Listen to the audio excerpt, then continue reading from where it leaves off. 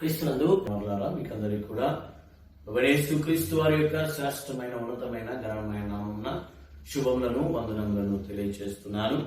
ప్రత్యేకంగా ఈ సమయంలో ఒక అంశాన్ని మీ ముందుకు తీసుకొని రావాలని, అంశాన్ని ధ్యానం చేయాలని నేను ఆశపడుతున్నాను.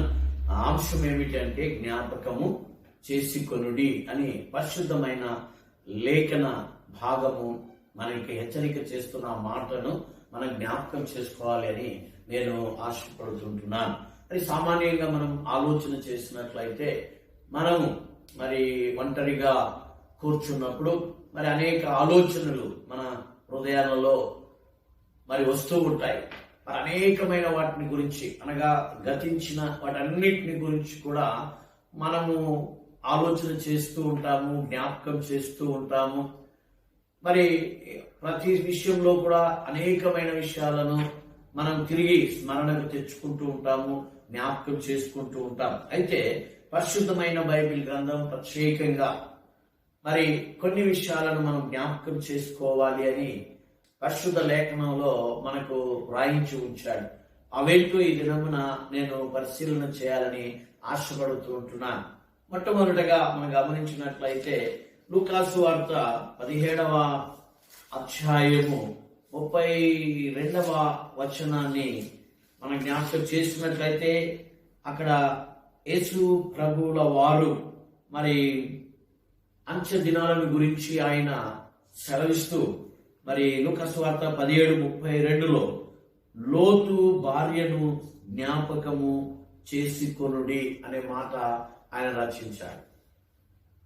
ప్రియమైన వారలారా, ఈ చివరి దినాలలో అంత్య దినాలను గురించి యేసు ప్రభువారు సెలవిస్తూ మనుష్య కుమారుని దినాలను గురించి ఆయన మాట్లాడుతూ ఆ దినాలలో లోతు భార్యను మీరు జ్ఞాపకము చేసుకొనుడి అనే మాట అక్కడ రాయించి ఉంచాడు. మనం ఆలోచన చేసినట్లయితే లోతును గురించి మనం ధ్యానం చేసినట్లయితే లోతు సొదొమ గొమొర్రా పట్టణాన్ని ఎన్నుకొని అబ్రహాము నుండి వేరుపరచబడి ఆ సొదొమ గొమొర్రా పట్టణానికి వెళ్ళి అక్కడ ఆయన నివసిస్తూ ఉన్నాడు. అయితే అక్కడ తాను నీతిమంతుడుగానే జీవిస్తూ ఉన్నాడు. కానీ ఆ సొదొమ గొమొర్రా పట్టణంలో యొక్క ఆ పాపము చాలా ఘోరమైన ఉన్నతమైన స్థానానికి వెళ్ళినప్పుడు దేవుడు ఆ పట్టణాలను నాశనము చేయడానికి వెళ్తూ ఉన్నప్పుడు అబ్రహాముతో సెలవిచ్చాడు. నేను ఆ సొదొమ గొమొర్రా పట్టణాలను నాశనం చేయబోతున్నానన్నప్పుడు అబ్రహాము దేవునితో అడుగుతున్నాడు, అక్కడ 45 మంది నీతిమంతులు నాశనం చేయవా? 40, 30, 20, 10 వరకు వచ్చి ఆగిపోయినట్లుగా మనం చూస్తూ ఉంటున్నాం. తర్వాత ఆయన సొదొమ గొమొర్రా పట్టణానికి వెళ్ళినప్పుడు ఆ లోతు ఆ ముగ్గురి దేవదూతలకు ఆతిథ్యం ఇచ్చినట్లుగా ఆ పట్టణస్థులు వారిని మేము కూడాలి, వారిని బయటికి పంపించు అని లోతును బలవంతం చేసినట్లుగా కూడా మనం చూస్తూ ఉంటున్నాం. అయితే ఆ సమయంలో దేవుడు లోతుకు ఒక ఆజ్ఞను జారీ చేసినట్లుగా లోతుతో దేవుడు మాట్లాడుతున్నట్లుగా మనము చూస్తూ ఉంటున్నాం. చూడండి, ఆదికాండం 19వ అధ్యాయం 17వ వచనంలో మనం గమనించినట్లయితే ఆ దూతలు వారి వెలుపలికి తీసుకుని వచ్చిన తరువాత ఆయన నీ ప్రాణమును దక్కించుకున్నట్లు పారిపోము, నువ్వు వెనక చూడకము, ఈ మైదానంలో ఎక్కడ నిలవక నీవు నశించి పోకుండా ఈ పర్వతమునకు పారిపోమని చెప్పగా, ఇక్కడ దేవుడు ఈ పట్టణము నుండి నువ్వు వెళ్ళిపో అని చెప్పి ఆ లోతుకు దేవుడు సెలవిచ్చినట్లుగా మనం చూస్తున్నాం. నీ ప్రాణమును దక్కించుకున్నట్లుగా పారిపోము, నీ వెనక చూడకము, ఈ మైదానం ఎక్కడ నిలవక నీవు నశించిపోకుండా పర్వతమునకు పారిపోమని సెలవిచ్చినట్లుగా మనం చూస్తూ ఉంటున్నాం. దాని ప్రకారమే ఆయన తన భార్యను తనను తన 2 కుమారులను తీసుకొని ఆ సొదొమ గొమొర్రా పట్టణాన్ని విడిచి ఆయన ముందుకు సాగుతూ ఉంటున్నప్పుడు అక్కడ లోతు భార్య చేసిన పనిని మనం చూస్తూ ఉంటున్నాం.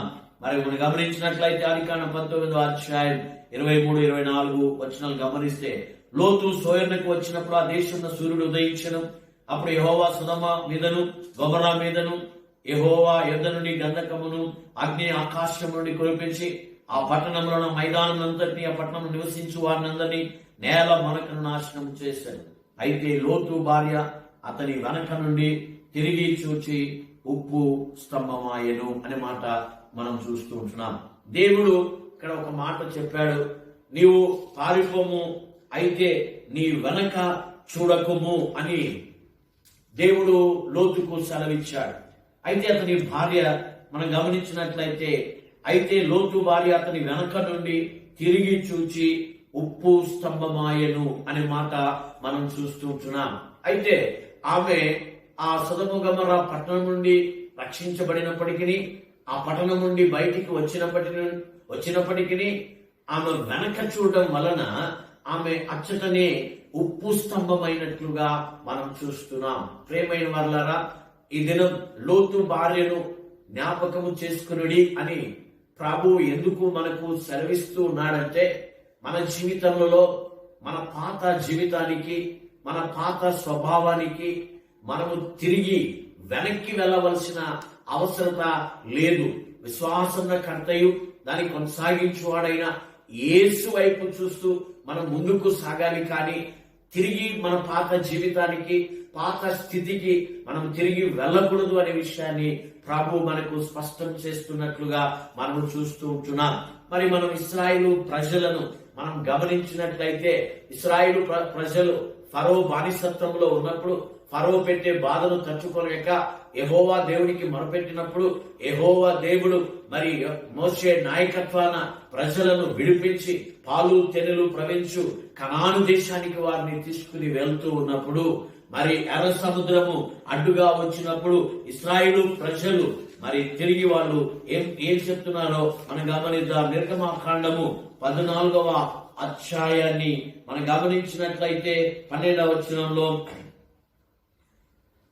14వ అధ్యాయం 11, 12 వచనం, అంతటా వారు మోషేతో, ఐగుప్తులో సమాధులు లేవని ఈ అరణ్యంలో చర్చకు మమ్మల్ని రప్పించితివా? మమ్మల్ని ఐగుప్తులో బయటికి రప్పించి మమ్మల్ని ఇట్లు చేయనేలా? మా జోలికి రావద్దు, ఐగుప్తులకు దాసులమవుదుమని ఐగుప్తులో మేము నీతో చెప్పిన మాట ఇదే కదా. మేము ఈ అరణ్యమందు చచ్చుట కంటే ఐగుప్తులకు దాసులముంటకే మేలని చెప్పిరి. కాబట్టి ఎర్ర సముద్రం అడ్డు రాగానే వెనక ఫరో సైన్యములు వస్తున్నాయి గనక భయపడిపోయి దేవుడు అంత ఆశ్చర్యకార్యాలు, అద్భుత కార్యాలు చేసినప్పటికీ మరి ఇశ్రాయేలు ప్రజలు మేము తిరిగి ఐగుప్తులకే మేము బానిసం అవుతాం, మేము అక్కడే ఉంటాము అన్న రీతిగా వారు మాట్లాడుతున్నట్లుగా మనము చూస్తూ ఉంటున్నాం. బానిసత్వం నుండి విడిపించబడ్డారు. ఆ ఫరో బానిసత్వం నుండి దేవుడు విడిపించి వారిని పాలు తేనెలు ప్రవహించి కనాను దేశాన్ని తీసుకుని వస్తారంటే తిరిగి వీరు వెనకటి జీవితానికి వెళ్తామంటున్నారు.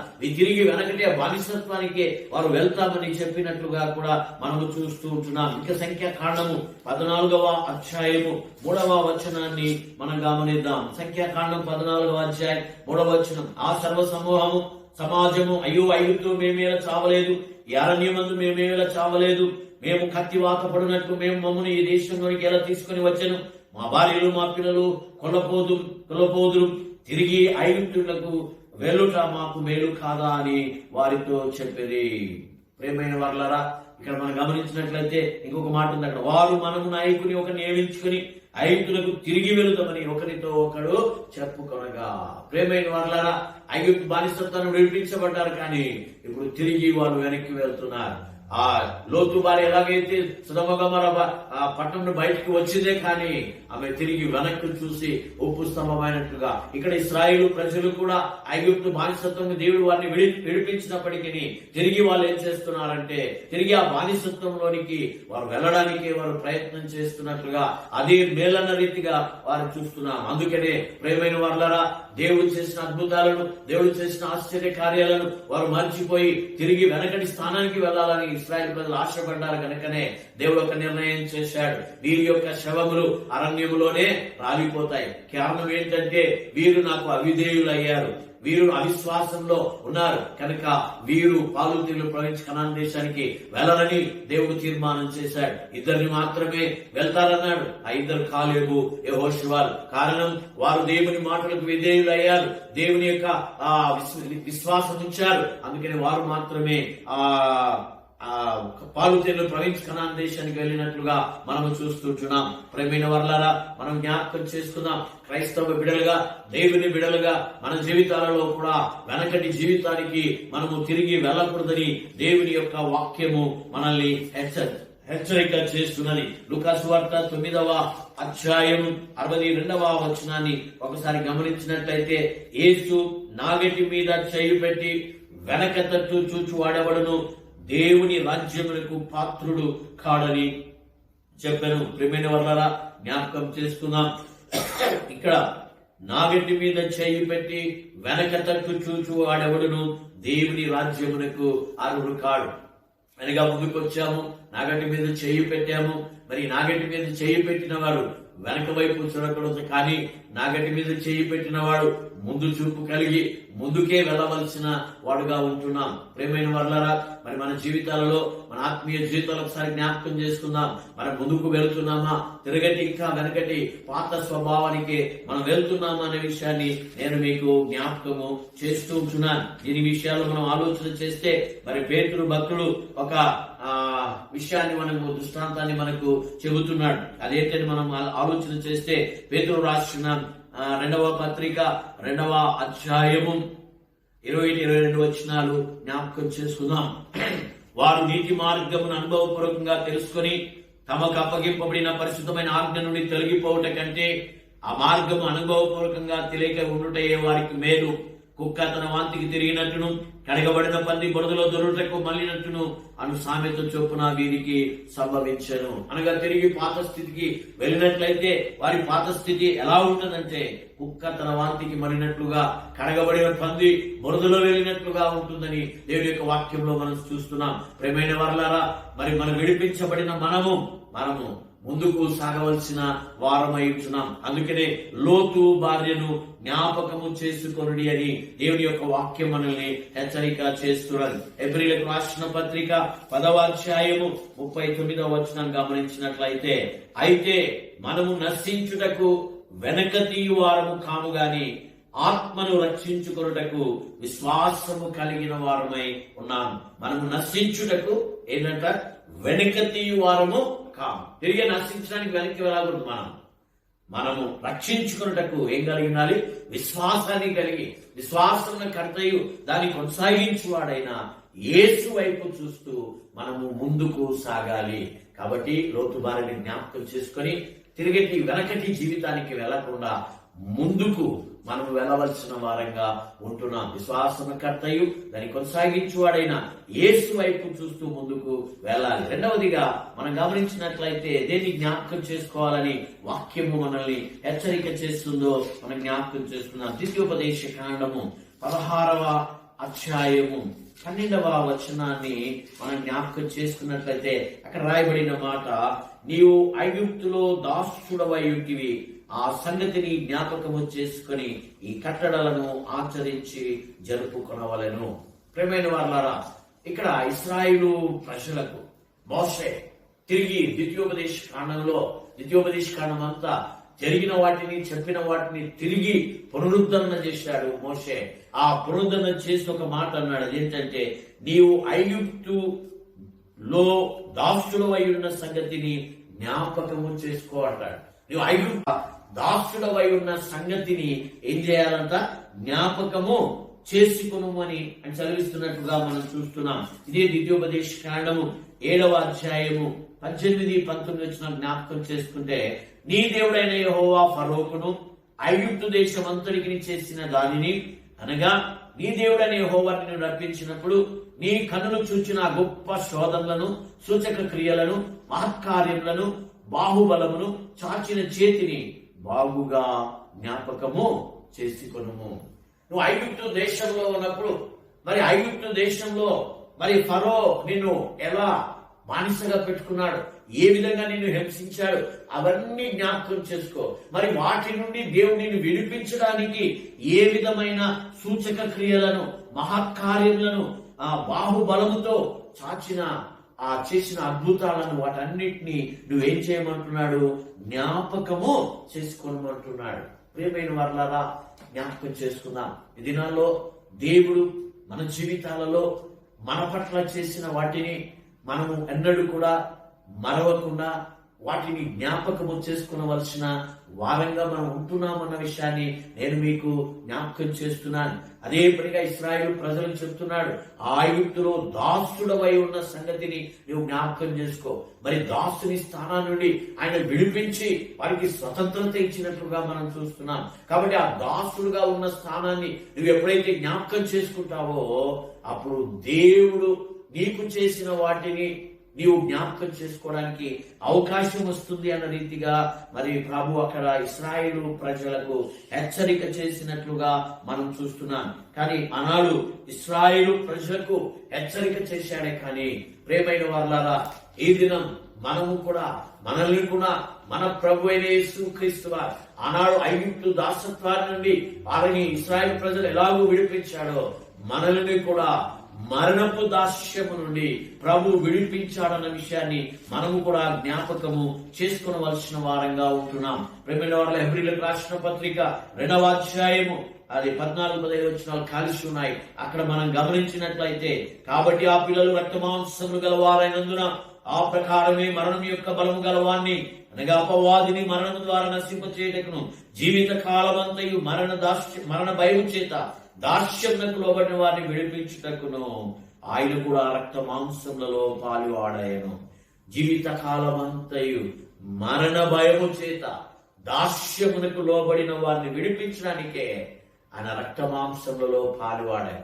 అవును ప్రేమైన వారలారా, పాపం వల్ల వచ్చు జీతము మరణం. ఆ మరణపు దాస్యము నుండి మనల్ని విడిపించడానికి యేసుక్రీస్తు వారు రక్త మాంసములలో పాలువాడయ్యాడు.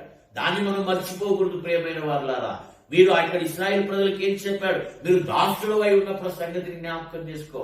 మరి మనము కూడా ఆ పాపానికి దాసులమై పాప దాస్యములో ఉన్నప్పుడు మరణ భయము చేత దాస్యమునకు లోనైన మనల్ని విడిపించడానికి యేసుక్రీస్తు వారే ఈ లోకానికి వచ్చి ఆ దాస్యపు కాడిని ఆయనే విరిచివేసినట్లుగా మనం చూస్తున్నాం. గలతీయులకు రాసిన పత్రిక 5వ అధ్యాయం 1వ వచనాన్ని జ్ఞాపకం చేస్తున్నాను. ఈ స్వాతంత్ర్యం అనుగ్రహించి క్రీస్తు మనలను స్వతంత్రులుగా చేసి ఉన్నాడు. కాబట్టి మీరు స్థిరముగా నిలిచి మరలా దాస్యమని కాడి క్రింద చిక్కుకొనకుడి. క్రీస్తు మనలను ఏం చేశాడంట? స్వతంత్రులుగా చేశాడండి. స్వతంత్రులుగా చేశాడు కనుక మీరు స్థిరముగా నిలిచి మరలా దాస్యమును కాడి క్రిందికి వెళ్ళొద్దండి. ప్రేమైన వారలారా, దేవుడు మరణ దాస్యములో ఉన్న మనలను విడిపించి మనకేమిచ్చాడు? స్వాతంత్రాన్ని ఇచ్చాడు. కాబట్టి తిరిగి దాస్యమనే కాడి క్రిందికి మీరు తిరిగి వెళ్ళొద్దండి అని చెప్పి దేవుని యొక్క వాక్యము మనల్ని హెచ్చరిక చేస్తుంది అనే విషయాన్ని నేను మీకు జ్ఞాపకం చేస్తున్నాను. యూదా పత్రిక 5వ వచనాన్ని ఒకసారి మనం గమనించినట్లయితే అక్కడ ఇంకొక మాట రాయబడింది. యూదా రాసిన పత్రిక 5వ వచనము, ఈ సంగతులని మీరు ముందటనే ఎరిగి ఉన్నాను, నేను మీకు జ్ఞాపకం చేయగోరుచున్నది ఏమనగా, ప్రభు ఐగుప్తులోని ప్రజలను రక్షించినను, వారు నమ్మకపోయిన వారిని తరువాత నాశనము చేస్తాను. అనగా ఐగుప్తు బానిసత్వం నుండి దేవుడు వారిని విడిపించినప్పటికీ వాళ్ళు ఏం కోరుకున్నారు? తిరిగి వెళ్ళాలని కోరుకున్నారు. అందుకనే వారు పాలు తేనెలు ప్రవహించి కనాను దేశానికి వెళ్ళలేకపోయినట్లుగా మనం చూస్తున్నాం. ప్రియమైన వారులారా, జ్ఞాపకం చేసుకుందాం. దేవాది దేవుడు మరణ దాస్యములో ఉన్న మనలను, దాసులుగా ఉన్న మనలను ఆయన ఏం చేశాడంటే స్వతంత్రులుగా చేసి తన కుమారులుగా ఆయన మనల్ని చేసినట్లుగా మనం చూస్తున్నాం. చూడండి, గలతీయులకు రాసిన పత్రిక 4వ అధ్యాయము 7వ వచనం గమనిస్తే, కాబట్టి నీవిక దాసుడవు కావు, కుమారుడవే. కుమారుడవైతే దేవుని ద్వారా వారసుడవు. నీవిక మీదట దాసుడవు కావు. ఎందుకు? ఆ దాస్యపు కాడిని ఆయన విరిచివేశాడు. నీకు నాకు స్వాతంత్రాన్ని ఆయన అనుగ్రహించినట్లుగా మనము చూస్తూ ఉంటున్నాం. చూడండి, ఇదే గలతీయులకు రాసిన పత్రిక 3వ అధ్యాయము 26వ వచనం గమనిస్తే, యేసుక్రీస్తునందు మీరందరూ విశ్వాసము వలన దేవుని కుమారులై ఉన్నారు. మనల్ని దాస్యము నుండి విడిపించి మనము ఆయనను విశ్వసించడం ద్వారా ఏమై ఉన్నాము? ఆయన కుమారులమై ఉన్నాం. కాబట్టి ప్రియమైన వారలారా, మొట్టమొదట దాస్యము నుండి మనం విడిపించబడాలి. అనగా యేసుక్రీస్తు వారు కార్చిన రక్తము చేత మన పాపములు కడిగి వేసుకొని మనం పవిత్రమై ఆయన విశ్వాసం ఉంచినప్పుడు మనం ఏమవుతాము? ఆయన కుమారులం అవుతాము. ఎప్పుడైతే మనము కుమారులం అవుతామో అప్పుడు దేవుడు మనకి ఏమిస్తున్నాడంట? వారసత్వాన్ని దేవుడు ఇస్తున్నాడన్న విషయాన్ని నేను మీకు జ్ఞాపకం చేస్తున్నాను. కాబట్టి ప్రియమైన వారలారా, దాన్ని మనం జ్ఞాపకం చేసుకోవాలి. ఇశ్రాయేలు ప్రజలకు అన్నాడు, ఈ ఐగుప్తు దాసులుగా ఉన్న సంగతిని జ్ఞాపకం చేసుకో.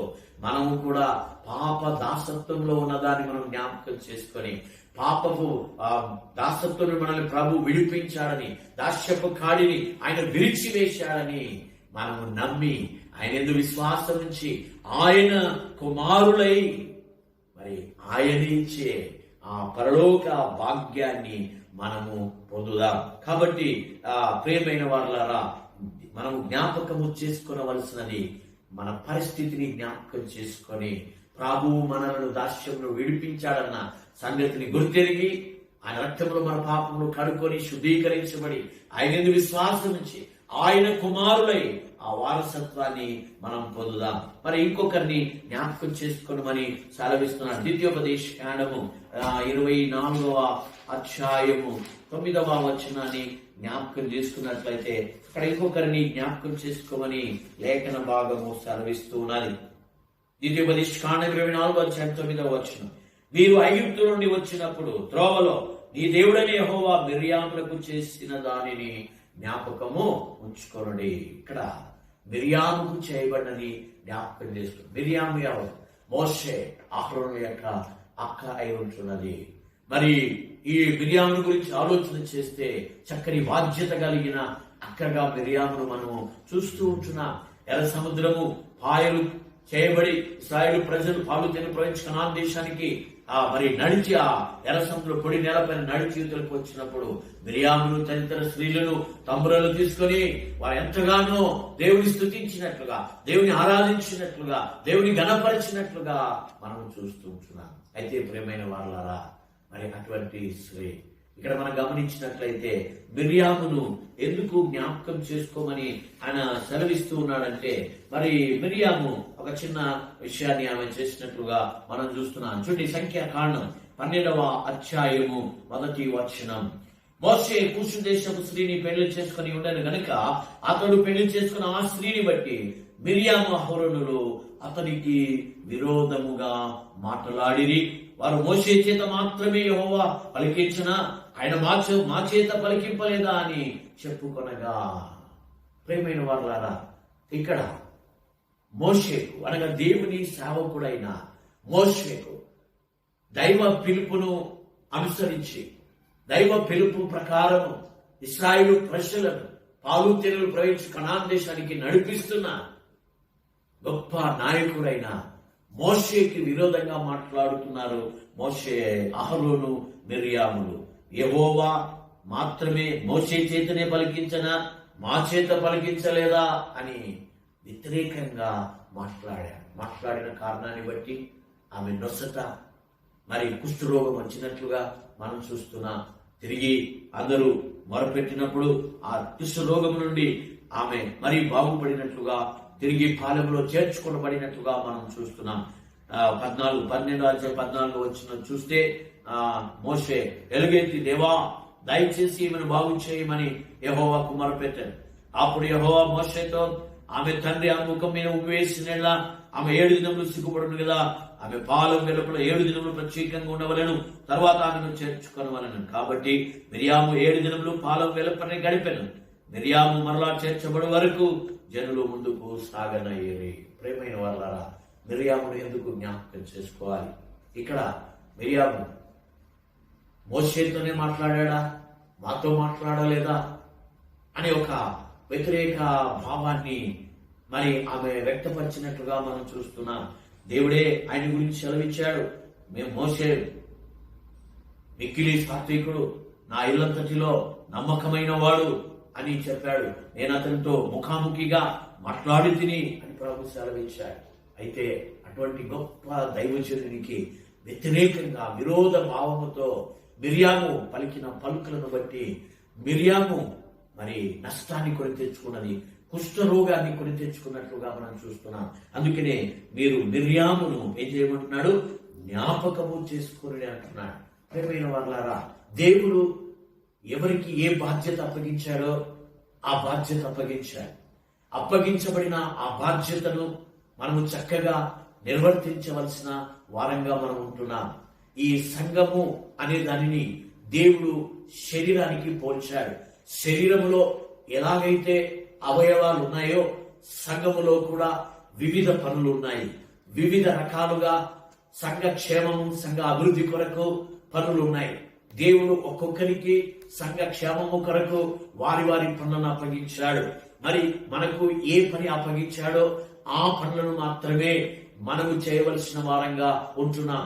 ఇతర పనులలో, ఇతరుల యొక్క పనుల్లో మనము జోక్యము చేసుకునకూడదు అనే విషయాన్ని నేను మీకు జ్ఞాపకం చేస్తున్నాను. ఎందుకనగా అవయవాలన్నీ కూడా శరీరం కొరకు ఎలాగూ పనిచేస్తున్నాయో మనం అందరము కూడా, దేవుని యందు విశ్వాసం ఉంచిన మనం అందరము కూడా ఏం చేయాలి? ఈ సంఘము యొక్క క్షేమము కొరకు ప్రయత్నం చేయాలి, సంఘము యొక్క అభివృద్ధి కొరకు ప్రయత్నం చేయాలి. కానీ ఒకరిని ఒకరు విమర్శించుకుంటూ, ఒకరిని ఒకరు దూషించుకుంటూ, ఒకరికి ఒకరు వ్యతిరేకంగా మనం ప్రవర్తిస్తుండడం వలన సంఘము క్షేమాభివృద్ధి కలగదు. కాబట్టి ప్రేమైన వారలారా, సంఘ క్షేమాన్ని కాంక్షిస్తున్న మనం, సంఘ అభివృద్ధిని కాంక్షిస్తున్న మనం, మనకు అప్పగించబడిన పని, దేవుడు మనకి ఏ పని అయితే అప్పగించాడో ఆ పనిని నమ్మకంగా మనం నిర్వర్తించాలి. 5 తలాంతులు ఇస్తే 5 తలాంతుల ప్రకారం, 2 తలాంతులు ఇస్తే 2 తలాంతుల ప్రకారం దాన్ని అభివృద్ధి చేయడానికి మనం ప్రయత్నం చేయాలి. కానీ ఇతరుల గురించి ఆలోచన చేయకూడదనే విషయాన్ని నేను మీకు జ్ఞాపకం చేస్తుంటున్నాను. మిరియాము ఎందుకు జ్ఞాపకం చేసుకోమంటున్నాడంటే ఆమె మోషేకి అప్పగించిన పని విషయంలో ఆమె చొరవ చేసుకుంటున్నది. అందుకనే ఆమె కుష్ఠరోగాన్ని తీసుకుని వచ్చినాడు. ప్రియమైన వారలారా, ఏదైనా మనం జ్ఞాపకం చేసుకుందాం. దేవుడు మనకు అప్పగించిన పనిని మనము నిర్వర్తించాలి అనే విషయాన్ని మనము జ్ఞాపకం చేసుకోవలసిన వారంగా ఉంటున్నాం. మరి మనం గమనించినట్లయితే మొదటి కొరింథీయులకు రాసిన పత్రిక 11వ అధ్యాయం 24-25 వచనం చూస్తే, నన్ను జ్ఞాపకము చేసుకొనుటకు దీని చేయుడని ప్రభు చెప్పినట్లుగా మనం చూస్తున్నాం. మనం ప్రభువుని ఏం చేయాలని? జ్ఞాపకం చేసుకోవాలి. ఆయన చేసిన త్యాగాన్ని, యాగాన్ని జ్ఞాపకం చేసుకోవాలి. ఆయన మన నిమిత్తము మన కొరకు పొందిన శ్రమలను, హింసలను, అవమానములను, హేళనను, ముళ్ళ కిరీటాన్ని, కొరడ దెబ్బలను, మేకులను మనం జ్ఞాపకం చేసుకోవాలి. ప్రియమైన వారలారా, అందుకే ఆ జ్ఞాపకం చేసుకుంటూనే మనం ప్రభోజన సంస్కారంలోనికి మనం వెళ్ళవలసిన వారమై ఉంటున్నాం అన్న విషయాన్ని నేను మీకు జ్ఞాపకం చేస్తున్నాను. అవును ప్రియమైన వారలారా, పాపము చేసింది మనము, పాపము శిక్ష అనుభవించవలసింది మనము. కానీ మన నిమిత్తము, మన కొరకు ప్రభు వాటన్నింటినీ అనుభవించాడు. దానిని మనము జ్ఞాపకము చేసుకునవలసిన వారుగా ఉంటున్నాం. లూకా సువార్త 24వ అధ్యాయము 7వ వచనాన్ని ఒకసారి మనము జ్ఞాపకం చేసుకుందాం. లూకా సువార్త 24వ అధ్యాయం 7వ వచనం, మనుష్య కుమారుడు పాపిస్తున్న మనుషుల చేతికి అప్పగింపబడి శిలువ వేయబడి 3వ దినం లేవలసి ఉన్నదని ఆయన మీతో చెప్పిన మాటలను జ్ఞాపకము చేసుకొనుడని వారి జ్ఞాపకము చేసుకొనుడి. ప్రియమైన వారలారా, ప్రభు మాటలను మనం జ్ఞాపకం చేసుకోవాలి. మరి పేతురు అన్నాడు, అయ్యా అందరూ వెళ్తున్నారు, నువ్వు వెళ్తున్నావా పేతురు అంటే, అయ్యా ఎక్కడికి వెళ్ళగలను, నీవు నిత్య జీవపు మాటలు కలవాడవు. ప్రియమైన వారలారా, మన దేవుని మాటలు నిత్య జీవపు మాటలు. ఆ నిత్య జీవపు మాటలను ఎల్లవేళలా జ్ఞాపకం చేసుకుందాం. సాతాను మాటలు వినొద్దండి, సాతాను మాటలకు లోను కావద్దండి. కానీ దేవుని మాటలను జ్ఞాపకం చేసుకోండి, దేవుని మాటలకు లోబడండి, దేవుని మాటలు గైకొనండి, దేవుని మాటల ప్రకారం చేయండి. దేవుని దీవెనలు, దేవుని ఆశీర్వాదాలు మనం పొందాం. కాబట్టి ప్రభుని జ్ఞాపకం చేసుకోవాలి, ప్రభు మాటలను మనం జ్ఞాపకము చేసుకునవలసిన వారంగా ఉంటున్నాం. ఇక మనం గమనించినట్లయితే హెబ్రీలకు రాసిన పత్రిక 13వ అధ్యాయము 2-3 వచనాలు చదువుకున్నాం. హెబ్రీలకు రాసిన పత్రిక 13వ అధ్యాయం 2-3 వచనాలు, మీరును వారితో కూడా బంధింపబడినట్టు బంధకములో ఉన్న వారిని జ్ఞాపకము చేసుకొనుడి. మీరును శరీరంతో ఉన్నారు గనుక కష్టములను అనుభవించుచున్న వారిని జ్ఞాపకం చేసుకొనుడి. బంధకములో ఉన్న వారిని జ్ఞాపకం చేసుకున్నారు, కష్టములలో ఉన్న వారిని జ్ఞాపకం చేసుకోనమని ప్రభు సెలవిస్తున్నట్లుగా మనం చూస్తున్నాం. ప్రియమైన వారలారా, ఇప్పుడు మనం క్లిష్టమైన పరిస్థితిలో ఉన్నాం. ప్రపంచమంతా కూడా క్లిష్టమైన పరిస్థితిలో ఉంది. ఈ కరోనా వైరస్ చేత మనం బాధపడుతున్నారు. అనేక మంది ప్రపంచ దేశాలన్నీ కూడా వణుకుతూ ఉంటున్నాయి. అనేక మంది వాటిని బారిన మన పడుతుంటున్నారు. మరి వారి కుటుంబాలు ఆ కరోనా వైరస్ చేత బాధపడుతున్న వారి యొక్క కుటుంబాలు ఎంతో ఆందోళనలో ఉంటున్నారు, భయంలో ఉంటున్నారు. మరి రకరకాలైన పరిస్థితులు ఉన్నాయి. ఈ వైరస్ చేత అనేకమైన క్లిష్టమైన పరిస్థితులు ఏదైనా మనం చూస్తున్నాం. మరి ఈ పరిస్థితులలో క్రైస్తవులుగా ప్రేమైన వారులారా, ఆ కష్టంలో అనుభవించుకున్న వారందరినీ మనం జ్ఞాపకం చేసుకోవాలి. ఆ బంధకంలో ఉన్న వారందరినీ మనం జ్ఞాపకం చేసుకోవాలి. 18 సంవత్సరాలు నడుము వంగిపోయిన స్త్రీని మరి దేవుడు బాగు చేసినప్పుడు అప్పుడు యేసు ప్రభువు అన్నాడు, 18 సంవత్సరం నుంచి బంధింపబడిన ఈ స్త్రీని విడుదల చేస్తున్నానని విడుదల చేశాడు. ప్రేమైన వారులారా, మరి ఈ సమయంలో ప్రభుని అడుగుదాం, ప్రభుని వేడుకుందాం. మరి యొక్క కరోనా వైరస్ చేత బాధపడుచున్న, కరోనా వైరస్ చేత బంధింపబడుచున్న బిడ్డలను మరి దేవుడు విడిపించమని దేవుని అడుగుదాం. అది వ్యాప్తి కాకుండా దేవునికి మనం ప్రార్థన చేస్తాం. ఆ కరోనా వైరస్ ను సోకిన బిడ్డలను దేవుడు తాకి ముట్టి వారికి స్వస్థత దయచేయనట్టుగా ప్రార్థన చేస్తాం. ఆ కరోనా వైరస్ వ్యాప్తి చెందకుండా ప్రయత్నాలు చేస్తున్న డాక్టర్లను అయితేనేమి, మరి ప్రయత్నాలు చేస్తున్న నర్సులను అయితేనేమి, మరి ప్రభుత్వ అధికారులు అయితేనే మనం జ్ఞాపకం చేసుకున్నాం. అదే రీతిగా మరి ఆ యొక్క సెక్యూరిటీ చేస్తున్న మరి సెక్యూరిటీ బృందం అంతటినీ కూడా మనం జ్ఞాపకం చేసుకోవాలి. వీరందరి కొరకు మనం మోకాలు ఉంచి మనం ప్రార్థన చేయవలసిన వారంగా ఉంటున్నాం. ప్రభు మనకు జ్ఞాపకం చేస్తూ ఉంటున్నాడు. కష్టములు అనుభవించుతున్న వారిని జ్ఞాపకం చేసుకోమంటున్నాడు. బంధకములో ఉన్న వారిని జ్ఞాపకం చేసుకోమంటున్నాడు. ప్రేమైన వారులారా, క్రైస్తవ్యంగా మన బాధ్యత అది. కాబట్టి మనం ప్రార్థన చేయవలసిన వారంగా ఉంటున్నాం. ప్రస్తుత ప్రపంచ పరిస్థితులన్నింటిలో గమనించినట్లయితే అనేకమైన పరిస్థితులు, విదారకమైన పరిస్థితులు, కన్నీటి పరిస్థితులు, క్లిష్టమైన పరిస్థితులు, వేదనతో బాధతో ఉంటున్న పరిస్థితులను మనం చూస్తుంటున్నాం. ఆ కరోనా వైరస్ చేత బాధింపబడుతున్నారు. ఒక రకమైన బాధలో ఉన్నట్లయితే ఆ బాధ వలన వచ్చిన వాటిని బట్టి ఈ లాక్డౌన్ చేయడం వలన అనేక మంది ఫైనాన్షియల్ స్టేటస్ పడిపోయి అనేక మంది కూలి వారికి కూలీ లేని పరిస్థితి, మరి పనులు చేయలేని పరిస్థితులలో మరి ప్రపంచము స్టేట్ కూడా ఆర్థిక ఇబ్బందులు పడే పరిస్థితులలో ఉంటున్నాయి. ఇటువంటి క్లిష్టమైన పరిస్థితులలో మన చేతులు మనం పైకెత్తుదాం. కొండల తట్టు మన కన్నులు ఎత్తడం లేదు, కానీ భూమి ఆకాశం సురించిన ప్రభు వైపు మన చేతులు ఎత్తి ఈ కరోనా వైరస్ COVID-19 కొరకు మనం మోకారించి ప్రార్థన చేద్దాం. ఆ యొక్క వ్యాధిని దేవుడు ఆ వ్యాధిని బారిన పడకుండా, ఆ వ్యాధిని అంతమొందించి, ఆ వ్యాధి వ్యాప్తి కాకుండా దేవుడు చేయగలిగిన కృపనిచ్చి నడిపించిన వాగ్దానం అయితే చేపడదాం. నాశకరమైన తెగులు రాకుండా నేను మిమ్మల్ని కాపాడుతానన్నాడు. ఆ వాగ్దానాన్ని ఎత్తిపట్టి అయ్యా మీరే సెలవిచ్చారు, ఏ గుడారమును ఏ తెగులును నీ గుడారము సమీపించదనమ్మా ఇది వాగ్దానం చేశారు. ఆ వాగ్దానం ప్రకారం ప్రస్తుత పరిస్థితిలో ఆయన మా ప్రపంచం ఉంటున్న స్థితిని మీరు గుర్తెరిగి మీ కనుదృష్టి దానిపైన ఉంచి ఆ కరోనా వైరస్ ని గదించి, లయపరిచి, దూరపరిచి సంపూర్ణ స్వస్థత దయచేయమని ప్రభువుని ప్రార్థించవలసిన వారమైంటున్నాం. కాబట్టి ప్రేమైన వారులారా, సమయంలో మనం జ్ఞాపకం చేసుకుందాం.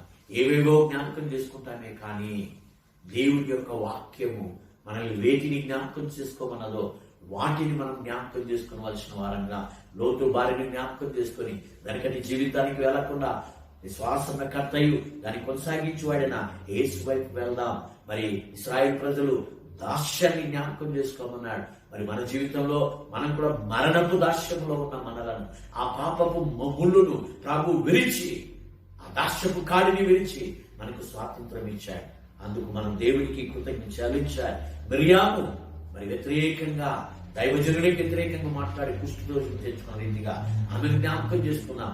అలా కాకుండా మనము దైవ పనికి, దైవ సేవకు, అభివృద్ధి ఆ కొరకు మనం కూడా ముందుకు సాగే వారంగా ఉందాం.